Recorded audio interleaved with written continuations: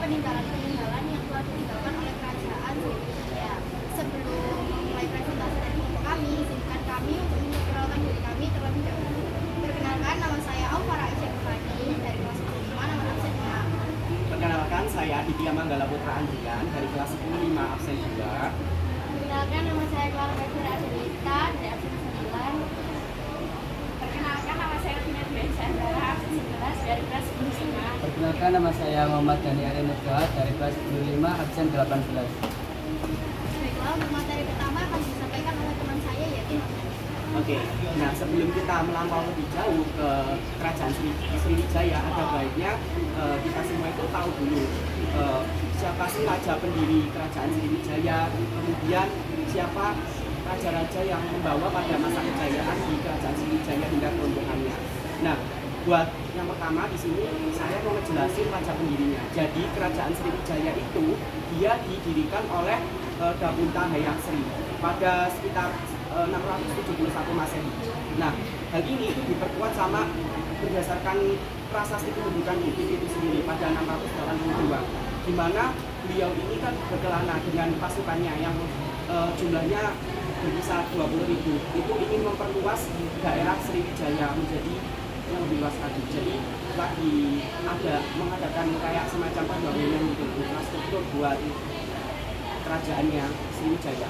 Nah, kemudian setelah itu kan waktu berganti, akhirnya kerajaan itu jatuh di tangan Galaputra Dewa. Nah, ketika kerajaan ini sudah jatuh di Galaputra Dewa, itu dia semakin jaya lagi, di mana hal ini itu diamati dari beberapa faktor. Yang pertama itu kayak dominasi maritim dan perdagangan. Jadi Sriwijaya itu kan menguasai Selat Malaka.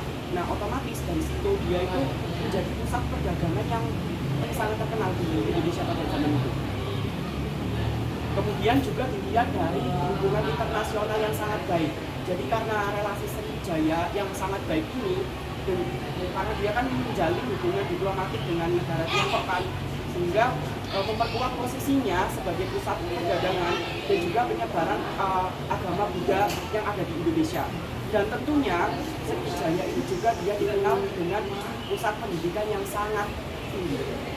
Nah, untuk setelah itu, waktu juga itu berganti ke Raja Tungawarman pada 1025 Masehi. Nah, pada kepemimpinan beliau ini, kerajaan Sriwijaya ini mulai runtuh secara bertahap.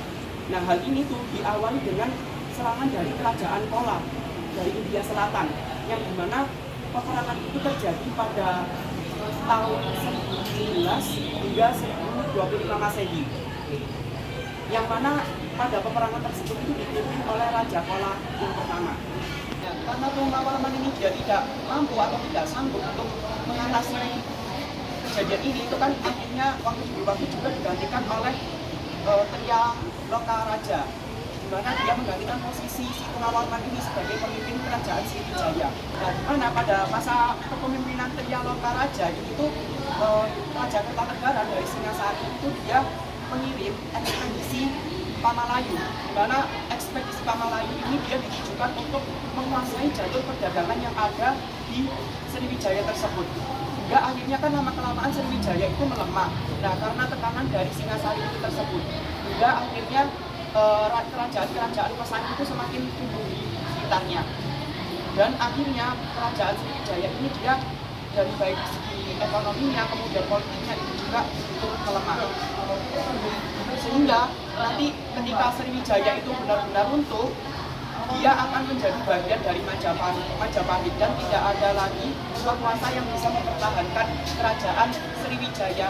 Dan itu adalah materi yang saya jelaskan dari awal berdirinya, kemudian kejayaannya hingga keruntuhannya.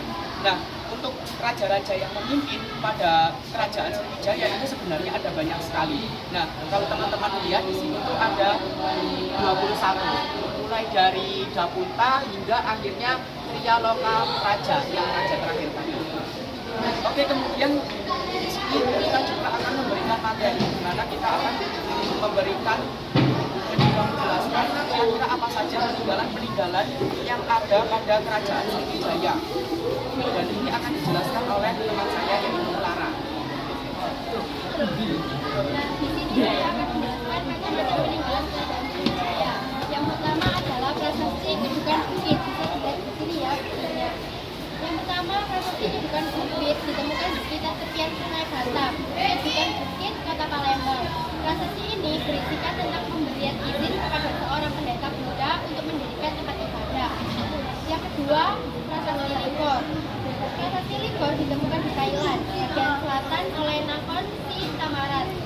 Prasasti ini menceritakan kisah Raja Sriwijaya yang membangun Kisamaya Caitya untuk Negara. Yang ketiga adalah Prasasti Kota Kapur. Prasasti Kota Kapur ditemukan di Kota Kapur, Bangka Belitung. Prasasti ini diperkirakan ditulis pada 656 Masehi. Prasasti Kota Kapur berisikan permintaan kepada dewa untuk menjaga persatuan dan kesatuan kerajaan Sriwijaya. Yang keempat adalah Prasasti Talangkuo. Prasasti Talangkuo ditemukan di sekitar Palembang, Sumatera Selatan. Prasasti ini berisi tentang pembangunan taman oleh Sri Jayanasa yang dibuat untuk rakyat pada abad ke-7. Yang kelima dan terakhir yaitu Prasasti Palas Pasma, yaitu ditemukan di pinggiran desa Palas Pasma, Lampung Selatan. Peninggalan ini ditulis dalam 13 baris dan berburu Kalawa dan bangsa Melayu.